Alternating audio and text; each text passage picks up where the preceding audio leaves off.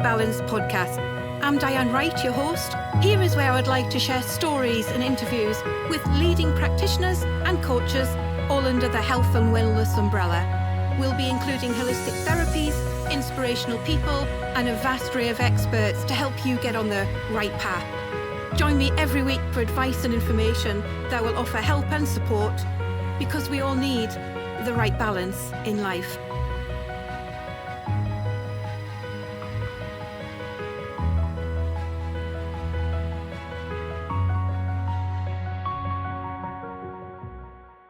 Good morning, everybody, and welcome to the Right Balance podcast. I've got a fabulous lady today that's going to absolutely blow your mind with her expertise, her background and knowledge of a metabolic coach. Suzanne Wright, fabulous surname Suzanne, is here today, is going to tell us all about basically what she does and how she can help. She's not a weight loss coach, she's much more than that. And we're going to dive right into this because I think it's super important that it isn't about shakes, pills, whatever the fab is at the moment going out. It's much more than that. And it's learning about your body individually, which we all know. I love that. We're all individual. And I'm going to pass you straight over. Welcome, Suzanne. Lovely to have you here today on the Right Balance podcast. Thanks, Di. It's great to be here. It's really lovely to come and chat to you. And all about what we do. Fabulous. The background, I want to take everybody back to your background because I think it's super important to hear about where you've come from, if you like, and then we'll lead on eventually into the story of how this all began. Sure, thank you. Yeah, so my background, I'm a metabolic health coach, but my background is in human chemistry. So I've spent years studying things like hormones, neurotransmitters, all the processes within your body, how it all connects together, how it all talks to each other. So I love knowing, like on a cell level, exactly what happens when different functions are happening. So a lot of the stuff that I work with my clients comes from that end. So although I do help people with weight loss, I'm not starting at the food end, I'm starting at the body end, if that makes sense. It's not a case of here's a food plan and let's look at the nutrients. It's looking at what your body needs and then finding it. I think that's more, it's more beneficial because you're getting, again, like any holistic treatment therapy, you're going to the root of that particular person. You're not looking at a text, forgive us for saying these words, the textbook case. You're looking at that person individually and how they tick and how they work. I think that's amazing background to it. And everybody's so different as well, you know, and that's the basis of it all. Right back to the beginning of COVID time with you, Suzanne, what actually happened? So that was a really interesting time for me and my family. So right back at the very beginning of that, so March 2019, my family, myself and two other members of my household got some kind of, we'll call it a fever and a dry cough, because we don't know what that was because testing wasn't available for us at that time because we hadn't been to Italy or China. But we were in poor health after that. We all had lingering coughs and not feeling that great. And at the time, the doctors were saying to us, you know, if you were to get COVID right now, it probably wouldn't be a great time for you because you're still in recovery from this fever and dry cough that you've had that may or may not have been something. So I was looking at thinking, well, we're going to be careful. You know, we've been isolating for 9 weeks anyway. Our house is down to the bed because of our food based on what we can get delivered from friends and neighbours. And our veg box being delivered, but that was pretty much it. And I was thinking, okay, well, we need to be careful. We need to build ourselves up, get ourselves in the best place possible to be able to cope with whatever the world is going to throw at us next. So me in my lockdown mode, I wasn't in the let's binge eat the chocolates and the alcohol like a lot of people. I know, I completely understand. It was a way of coping at the time, but that wasn't my mindset just because our health at that time was a little bit fragile. So I threw myself into what I love best, which is reading all the science that's coming out. So I was literally scouring the news articles, the medical publications and things going, right, what do we know about this thing? What's going on? And there was studies, there was things that you've ever seen in the news about things like vitamin D and various antiviral protocols you can do, the use of antibiotics being a possible risk factor for getting further complications. So I was like, that's okay, we didn't have antibiotics, that's a plus. But also what really, really piqued my interest, because I love talking about blood sugar and reading about that, was there was a study came out of China, I think it was May or June 2020, And they'd done a study on people's blood sugar when they went into hospital with COVID, and they could literally predict the outcome of each patient based on how high their blood sugar on entry to hospital. So I thought, wow, this is something I can work with. I know about blood sugar. I can definitely do this. So I went on a mission to read everything I could about blood sugar, managing it. I'm not diabetic, my family aren't diabetic, but this isn't about diabetes. This is about keeping your blood sugar profile in a healthy range all the time, rather than, we'll have a little binge every so often and it goes up and down again. I was trying to keep ourselves as healthy as possible in that way. So I got myself a little blood sugar machine to test my reactions to my food. And I was reading about studies that have been done. There's some fantastic research being done in Israel for the last few years. There's a hospital there that's been doing studies on blood sugar. And I learned a lot about how we manage blood sugar as a healthy person. But I also was reading about the benefits to that in terms of weight loss. Because actually, a lot of the principles I was living to, just to get myself in a healthy state in case COVID hit me, were actually the same things that you would do based on modern science to lose weight. And I actually found in myself that were clothes that I hadn't fit into for a while that would fit me again. I wasn't desperately trying to lose weight, but it was an added bonus of what I was doing. And I realized there is actually a perfectly healthy way of losing weight, based on these principles of living in tune with your own body, knowing what's going on with your own body, learning about the digestive process and the spikes and troughs that come with that, and actually not having to starve yourself with calorie control, but actually just living in harmony. So that's my COVID story. A bit different to everyone else's, I think. Wow, but that's amazing. And I think you're right in saying that, there's a lot of people, we just get up in the morning, we're on the hamster wheel, we do our things, we don't actually start listening to our body until something goes wrong. And I always like to think the body will whisper things at you and tell you when things aren't quite right. If you're still not listening, it's going to shout at you. And I think a lot of people kind of go into that mode of not listening. Oh, I'll be fine. Where in reality, the body is doing an amazing job and it works primarily to keep you alive every single day. And I think that is when we really need to go back into our body and nature and what works for us. There's a great thing that I always like to bring out is we're not textbook cases. We're personal and personal to our body. We may have the same tools, but actually how they work is unique to us. And that's why I love the outcome that you're coming with. The metabolic coach side of it, I think, is fabulous because we are so all different, yet we have the same kind of tools. Does that make sense in a way? The traditional healthy eating advice has now been replaced by modern scientific studies. What sort of studies did you go into, Suzanne? So there's been a lot of analysis of old studies that have happened in more recent years. So when you look at the advice, things like eat low-fat foods, for example, a lot of the studies that brought that advice out in the first place weren't that scientific. They were run by, I don't want to suggest particular companies, but companies that provide high sugar foods, funded studies into low-fat foods. And actually, when you look at the foods they tested, they were foods that were high in sugar and fat. So they said this we'll call it a donut, for example, as an example of a high fat, high sugar food. And they said, right, donuts, we've proven donuts are bad for you, therefore high fat foods are bad for you. And actually, for most people, the fat wasn't the problem in the donuts, it was the sugar. So switching away from high fat foods just to get rid of donuts is probably not the most sensible option for us. And actually, if you look at populations, the UK as a whole, for example, have been following a lower fat advice for the last 40 years now. Have we got slimmer as a nation? No, we haven't. We're all having semi-skimmed milk, which is leading to vitamin D deficiencies. We're all having margarine instead of butter, and then we're being told to eat omega supplements because we're not getting enough fat in our diets. It's a bit of a myth, this low fat thing. There are benefits in some people if you've got problems with digesting fat, but most people, it's not the fat they need to cut out. You should probably be having more of the right kinds of healthy fats and actually looking at the other foods in your diet. Now, we are all different, as you said.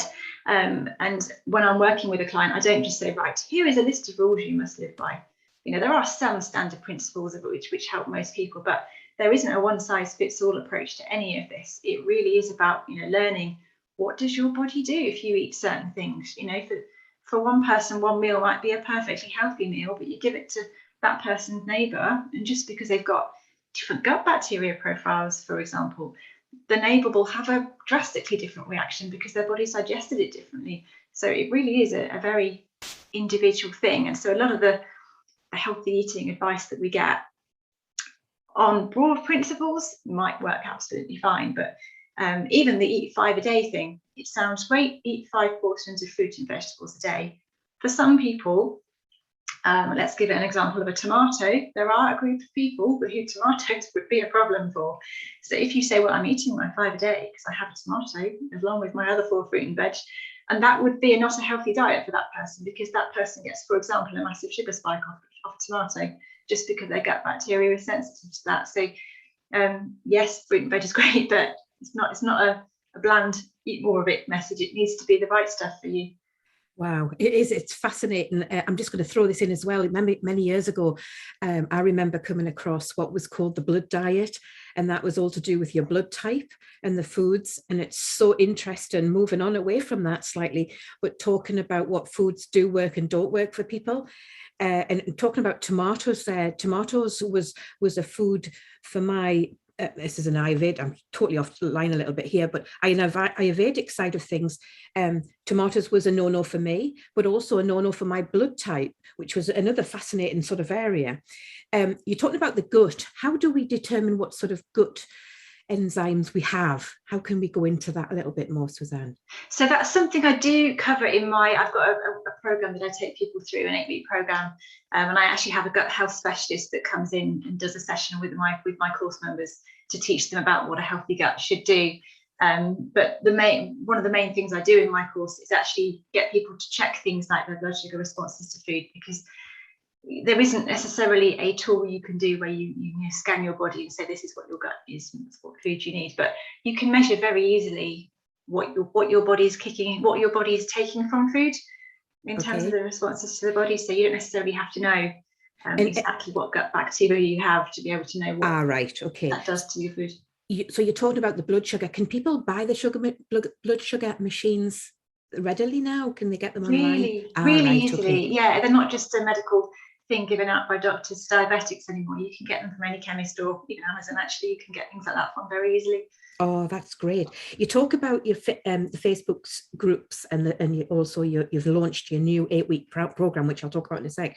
The free Facebook group, what does it offer people if they want to jump on and have a word with you, or come and join and hear what you've got to say? What can you get from the group? Yeah, so I started the group about this time last year, actually, because I just wanted to get people somewhere they could come and get a bit more sensible advice about things and ask questions. So yeah, absolutely, people can ask questions in there, and I encourage people to do that, because rather than asking me a question and getting a feedback for them, I can then tell everyone the answer, which can help a lot more people. But I pop on there regularly with updates on the latest science and tips on things like which chocolate bars you can eat and be fine. There's a lot of people that are saying, well, I'm putting on weight because I have a chocolate addiction. No, a lot of people can eat some types of chocolate absolutely fine. So I have a whole section in my group on, choosing chocolate bars if you're trying to lose weight. I think that can resonate with a lot of people. That's like, yes, we can eat lots of more of that. No, I love that. And as I mentioned before, recently you've launched your new 8-week program to help people test their own reactions to foods, and helping people with their personal blueprint for losing weight and preventing metabolic health problems in the future to come. What else can we learn from this 8-week program? So yeah, it's a program I take people through as a group, but they are testing their own reactions. So what they get out of it every single day is very, very personalized. So yes, I get people to test their own individual reactions to food. I also teach them things like the different types of cholesterol. So if you get your doctor tell you your cholesterol is not looking very good and you should do this about it, so you can actually understand what that means for you, A, in terms of the impact on your health, but B, the different types of cholesterol and the different things you could do depending on what profile of cholesterol problems you've got. I teach people about the different types of carbohydrates, the difference between simple sugar and a complex starch, for example, and how your body deals with it. And the idea behind this, people come on primarily usually because they want to lose weight or because they haven't got enough energy, because energy slumps is a huge side effect of having foods that doesn't suit you. But actually, one major benefit I'm trying to get across to people is that metabolic health isn't just about, how quickly you burn food. Metabolic health is the key to not developing diabetes. It's the key to preventing heart problems later in life. Things like strokes, dementia, it all comes down to your metabolic health. So if you can learn before you get to that stage what things suit you and how you can support your metabolic health, so many problems in later life don't have to be what they were going to be otherwise. The donut factor leading to heart disease doesn't have to be true. No, it's fascinating, and I think you're right. You wouldn't, strange way of looking at it, you wouldn't put diesel in a petrol car, so you're fueling your body with the right stuff for you, and it's huge. It's absolutely huge, and I think we should learn more and more about this. Definitely, I think it's a fabulous subject to get into and learn about yourself more. It's huge. Any particular results that you've come across that you can discuss, Suzanne? Yeah, sure. And I wouldn't give names out of people, but there's some general themes. Test breakfast cereals is a major one. So many people are coming onto my course, well, I'm only having Rice Krispies for breakfast. But actually that's been the worst thing on their whole menu. I'm actually encouraging people to test their own, what they normally eat. I'm not saying go eat this food and test it. I'm saying, what do you normally eat? Let's test that. Things like Rice Krispies have been universally bad for everyone. But other things like Weetabix, for example, some people are finding that's terrible. Some people are finding that's okay. There's a general theme. I've not had a single person yet that can eat a can of soup and be fine. That's universally not the worst thing, but generally not a good thing for them to eat. Most people are having a light bulb moment about fresh food being better than processed food. And I know that's the general message about things, but it's hard to understand how that affects you unless you actually see the impact on your body. And it's not universal. There are some processed foods that you can eat and be fine with, but if you're comparing two meals and one that you've made fresh and one that isn't fresh, you're seeing the results in your own body. Your actual readings straight away come back as a no-no. It's quite a light bulb moment for people. And I'm trying to get people to get a regular menu of quick go-to meals that they actually enjoy, that they know are gentle on their body. So if they do come back after a late night, or even I've got one lady who loves to go for a run after work, and she comes back tired after her run. And then she goes, well, I'm going to have something quick and easy. I'll put that pasta meal in the microwave. I'm now trying to get her to say, well, there are other meals you could have. What could you have? Your list of 7 quick, easy meals that you like, that you can make quick and easily, that are gentle on your body, and you can still manage to cook after you've been for your run. So, yeah, it's very much individual light bulb moments about what works for them in their lifestyle, but also what they like.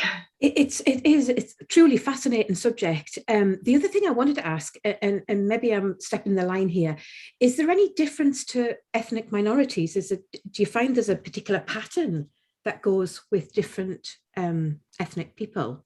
I haven't found it in terms of what foods they react to, but obviously different ethnic minorities may have a history of cultural foods that may provide a different backdrop to work against. So if somebody is used to eating a lot of heavily fried flour-based foods, that will obviously affect their gut bacteria. So they will then be sensitive to different foods to somebody that's perhaps eaten a lot of rice in their past. They're very different gut profiles, because your gut bacteria feeds on the foods that you've eaten, and then it will develop its own pattern based on that. So just like in your garden, if you have a lot of aphids one year, you'll have a lot of ladybirds the next year.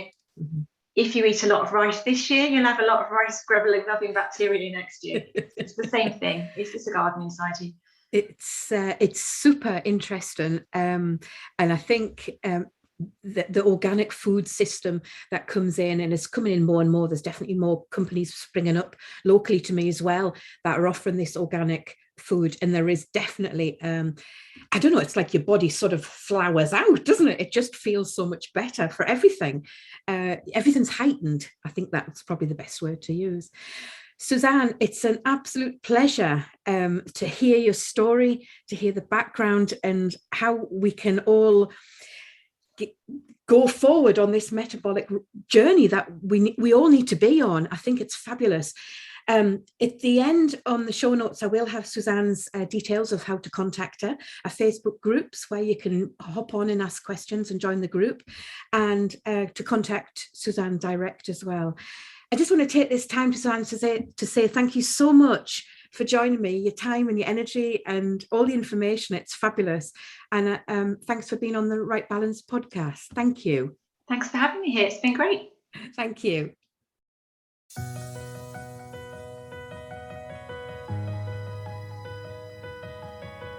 Thanks for listening to the Right Balance podcast. Hope you enjoyed the content. Please tell your friends and family, and don't forget to subscribe to the show. It will also be uploaded to the social media channels like Facebook and YouTube, including all the show notes. I hope you'll join me next week. Stay safe.